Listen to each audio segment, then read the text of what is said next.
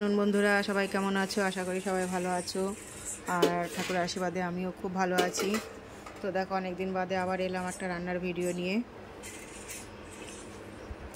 তো আজকে নিরামিষ কী রান্না করেছি সেটাই তোমাদের সাথে শেয়ার করব। তো প্রথমে আছে ভাত, তবে আজকে ভাতটা গরম নেই, আজকে ভাত সকালে করেছিলাম। আর সকালে আলু সিদ্ধ ভাত করে খেয়ে নিয়েছি। আর করেছি এটা হচ্ছে পাঁচমিশালি তরকারি। এর সাথে আছে দেখো কী কী আছে, ডাঁটা আছে, কুমড়ো, মিষ্টি আলু, বেগুন আর আলু দিয়ে একটা তরকারি করেছি। চাক চাক করে আলু ভাজা, পটল পোস্ত আর করেছি মটর ডাল।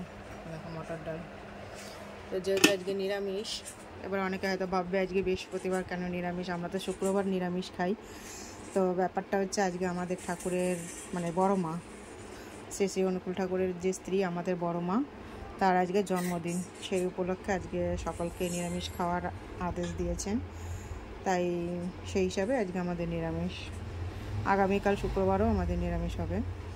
তো আজকে নিরামিষ রান্না এটাই দিয়েই আজকে খাওয়া দাওয়া হবে। তা ভিডিও ভালো লাগলে অবশ্যই লাইক কমেন্ট শেয়ার করবে, প্লিজ প্লিজ প্লিজ।